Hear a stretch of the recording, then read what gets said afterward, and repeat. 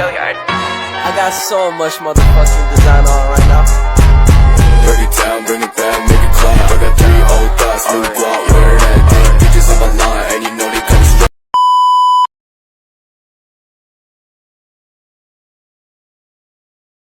Perseroan terbatas negara atau persero. Pengertian persero. Persero adalah suatu badan yang didirikan berdasarkan perjanjian dan melakukan usaha dengan modal dalam bentuk saham dan bukan merupakan kepemilikan tunggal. Sementara itu, PT Persero adalah badan usaha milik negara atau BUMN yang berarti badan usaha yang dikelola oleh negara melalui sistem bagi hasil atau profit oriented. Akan tetapi dalam sebuah BUMN, negara harus memiliki setidaknya 51% dari modal dalam bentuk saham agar tetap mendapatkan keuntungan. Pada dasarnya, Persero adalah perusahaan milik negara untuk badan usaha milik negara.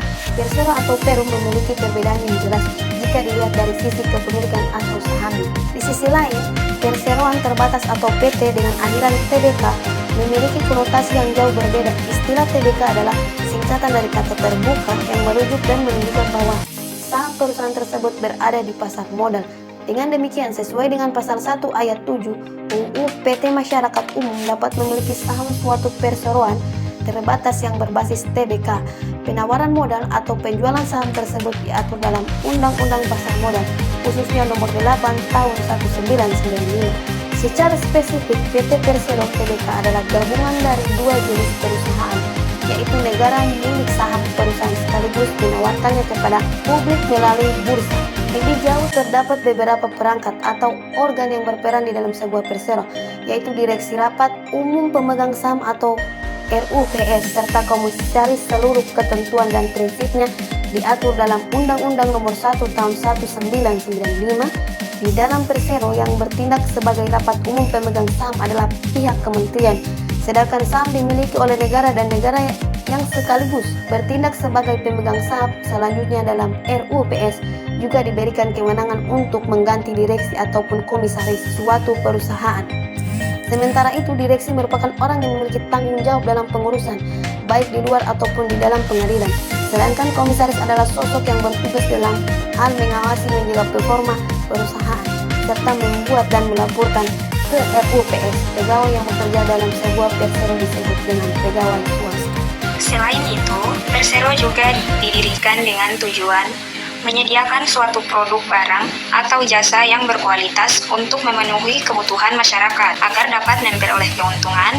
Sebuah persero tentu harus memiliki produk yang baik dan bisa bersaing dengan produk dari perusahaan swasta. Makin baik dan berkualitas suatu produk, semakin banyak pendapatan yang masuk ke kas negara dan kebutuhan masyarakat pun semakin terpenuhi. Mengetahui apa saja ciri-ciri persero. Pertama, perusahaan yang dipimpin oleh seorang direktur dengan tujuan untuk mendapatkan keuntungan, sebab tujuan utama dari sebuah bisnis adalah untuk mendapatkan keuntungan. Kedua, walau tujuan utama persero adalah untuk mendapatkan keuntungan, karyawan yang bekerja di dalam persero tetap berstatus sebagai pegawai negeri sipil dan singkatan badan usaha tersebut adalah PT. Ketiga, awalnya kementerian pasti akan merekomendasikan pendirian perusahaan kepada presiden. Sebagian atau seluruh modal untuk mendirikan perusahaan berasal dari nilai kekayaan negara dan juga terpisah dalam bentuk saham.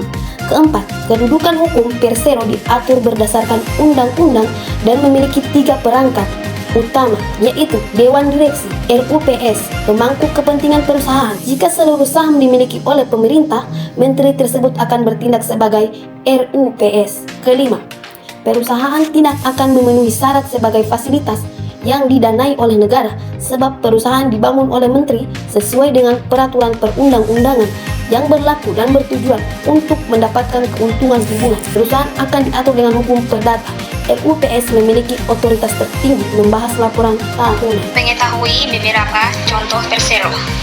Contoh yang pertama yaitu Pertamina, yang kedua Kimia Farma Tbk, yang ketiga KI atau Kereta Api Indonesia, yang keempat Bank BNI Tbk, yang kelima Jam Sostek, yang keenam Garuda Indonesia, yang ketujuh Perubahan Pembangunan, yang kedelapan Telekomunikasi Indonesia, yang kesembilan Tambang Timah, dan yang terakhir Krakatau Steel. Kelebihan dan kekurangan persero.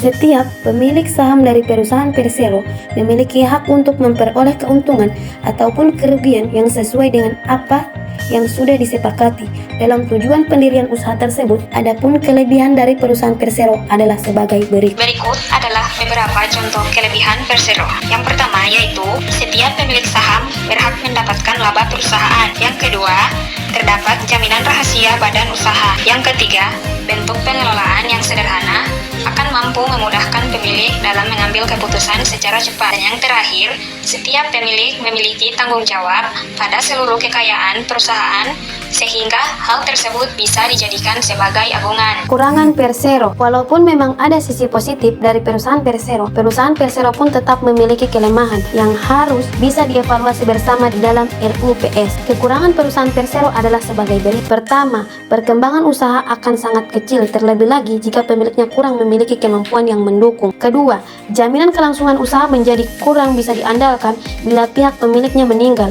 Ketiga, kredit yang diberikan akan kurang maksimal untuk mengembangkan perusahaan. Keempat, pembagian laba ada di setiap anggota masing-masing akan mewakili penghasilan lalu akan dikenakan pajak. Kelima, setiap anggota dari perusahaan Persero tidak diperkenankan untuk membayar upahnya sendiri. Keenam, bagian anggota memiliki wewenang mengelola bottom line. Perseroan dianggap sebagai pendapatan yang diterima. Yang terakhir, kesimpulan atau penutup dari materi tentang perseroan berbatas negara atau Persero.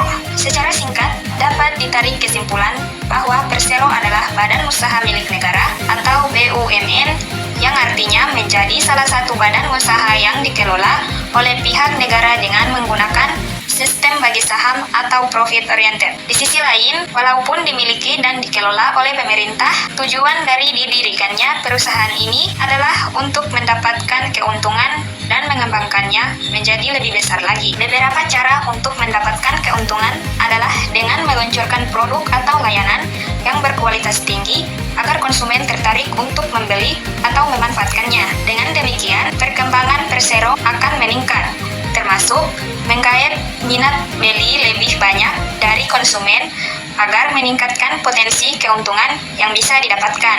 Akan tetapi, saat ini tidak sedikit perusahaan Persero yang mengalami pailit alias bangkrut. Hal tersebut disebabkan oleh buruknya pengelolaan keuangan yang dilakukan oleh perusahaan, sehingga arus kas perusahaan menjadi tidak bisa dikendalikan dengan baik.